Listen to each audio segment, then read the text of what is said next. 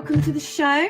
As always, I'm Fran, Excell Mindset and Personal Development Coach, helping you find your very own pair of positive pants so you can get out of your own way and live a life that you really, really love. So as always, it's going to be really, really practical, actionable tips that you can implement straight away. So journals at the ready. Today, we are going to be talking about how to get yourself out of a bad mood. When you find yourself in one of those funks and you just cannot, for the life of yourself, get out of it. So we all have those moments where you just feel really rubbish, a bit meh, or you're feeling angry, something's happened, and you know, you just get really caught up in it and it tends to spiral. And sometimes feels that you just really, really can't snap out of it. And then your day ends up being an absolute total write-off. Have you had those days? Yeah? So if you're anything like me, you'll end up going home comfort eating because, you know, you deserve it, right? Today's been really, really tough. So what I'm going through today is a few of my favorite ways to get yourself out of those funks. Because there are lots and lots and lots of practical different ways that you can get out of these things. It's called shifting your state. So the first thing to do is remember that what you focus on grows. Where energy goes, or where focus goes, energy flows. So you need to remember that when you're focusing on that negative energy, you're going to get more of it. And we don't want that. So unless you change something, you're going to stay in that state for a little while. And it tends to be you just write off your day, you go to bed, and then you wake up feeling a little bit better. But you don't need to do that. You don't have to wait until you get up the next day to be able to actually start feeling better. So I'm going to give you some of these tips now. But the first thing you need to do is actually ask yourself if you want to be there. Because sometimes we want to dwell in those states. Sometimes we kind of need to dwell in those states. Life gets in the way. Everything I talk about, all this positivity, I don't think you have to be positive 100% of the time. About a year and a half ago, I probably used to beat myself up if I wasn't feeling 100% positive. But I have tools and techniques that I'm going to teach you to get out of these moods. I know how to question myself when I'm in them. You can't be 100% happy all of the time. But the first question to ask yourself is, do you actually just want to dwell and wallow for a little bit? If you do, that's fine. It's completely up to you. Everything in life is your decision. But if you don't, which usually is the case, if you don't, then these tips are going to help you get out of it. So the first one is happy songs. Okay, so I do a couple of things here. So I've got a playlist on my phone called Happy Songs. So it's full of all sorts of guilty pleasures that make me smile. You know, those songs where you literally put them on and instantly you're in a good mood. I mean, who doesn't love a bit of Hanson, right? A bit of Taylor Swift. Why not? But I also, the other thing I do, I go one step further. And every time I get into my car, I have a playlist called Sing Along.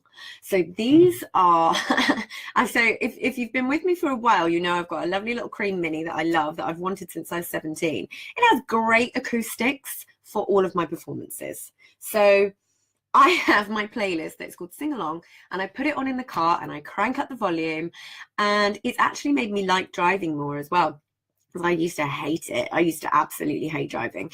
So think power ballads, think rapping along to No Diggity, you know, all of these sorts of things that make me happy. As soon as I start singing at the top of my lungs, I am happy. And it doesn't matter what has happened in the day, it always shifts my state around. So if you can't blast out the tunes and sing, put them in your earbuds and carry on about your day. I mean, I don't know if any of you guys have ever done this, but when you're in your own private music video, you know, please tell me I'm not the only one there.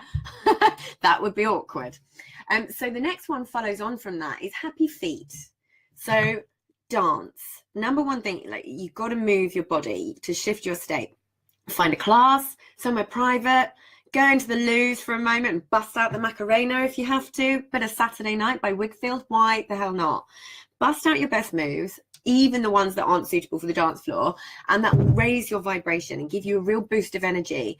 Trust me, you feel utterly ridiculous at the time, but if nobody can see you, then who cares? It makes you feel better. It works. It really does. So the next one is do something just for fun. So whatever that means for you, it could be go on a bike ride, walk around the park, get out in nature, read a book. I always find that reading personal development books is something that really can shift my mindset around really, really quickly. So have a think about what that means for you. Write a little list down.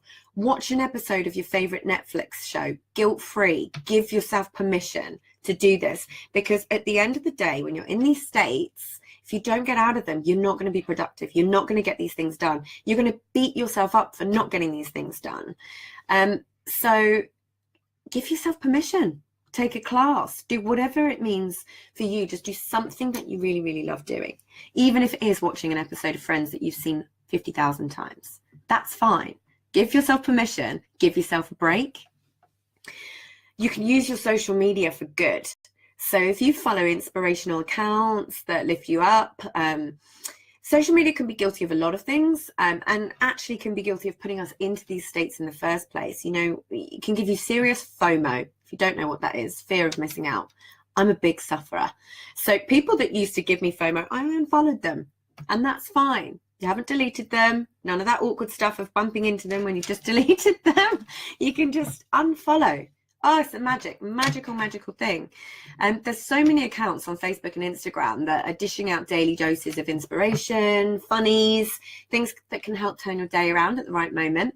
So obviously follow me. A little story, actually. There was a moment, a lot of you know, we've been in the process of buying a house. So I got in such a funk. I was supposed to be writing loads of content, doing my Instagram, creating stuff for the podcast, for YouTube, all these different things. I was supposed to be in a creative space, and I had this time slot that I had to do it in. And then something happened with the house, and I couldn't shake myself out of it. I was in the worst space to do it. So I had a word with myself, and I gave my permission to stop. Gave myself permission to stop. And what I did was I went and had a glass of wine and a nice dinner cooked by my husband, and I didn't waste that time. That's the worst thing, isn't it? When you're in these states and then you end up just wasting your time, because, you know, it's so easy to do, but you can sit and try and focus. Acknowledge it. That's fine. If you can't carry on with it, it's fine. No dramas. But just be honest with yourself. So the next one, surround yourself with the right people. So this is a real big one, because if you're in a funk, there's certain people who can make it worse. They can drag you in further, or you can actually be in quite a good mood, and then you see these people, the emotional bloodsuckers, emotional vampires, and they just bring you right down. Identify those people and steer clear as much as you can. But on the flip side, there are also certain people in your life that just pull you straight back out again. So who are they? Message those people, call them, go see them. Send them something, like just ask them to send you a joke, whatever it may be. Even if you don't have those people in your life, find them online. Come into my group, all of these different things. There are people out there who can shift your state straight away, who can say something just at the right time that will make you get out of your funk. There's all sorts of communities and things like that. So the next one I've mentioned already with the dancing. See, dancing I like to combine with the singing, but just move. A huge thing with your state. So when you're down or when you are depressed, what's your state like? What's your posture like? You're kind of like hunched over, your head's down, you get quiet, you know. You don't look like you've got get up and go, but actually if you just be aware of your posture and shift your posture. So if you've heard of the warrior pose, it's a yoga pose, hands on hips, very, you know, solid, but it works because it shifts your state. It wakes up different areas of your brain. It releases different neurotransmitters, different hormones, all these sorts of things that will help shift your state. Another thing I've spoken about before is in a similar vein, but smile. Even if you have nothing to smile about, just the process of activating those muscles sends the signal to your brain that you're happy or that you're in a good mood or whatever it may be. So you may feel ridiculous, but that's fine. That's fine if this stuff works and makes you have a more productive day. It's brilliant. So the next one is, wait for it, meditate. I know. You're still not 100% convinced that meditation isn't woo-woo mumbo jumbo, but I promise you, every single high performer meditates. I'll do a whole other session on meditation, so keep an eye out for that one. But for now, download a simple app like Calm, which has lots of free meditations, or Omvana, and find a quiet spot for a few minutes. You literally just need a few minutes and see how you feel. There are specific ones that can help you shift your state.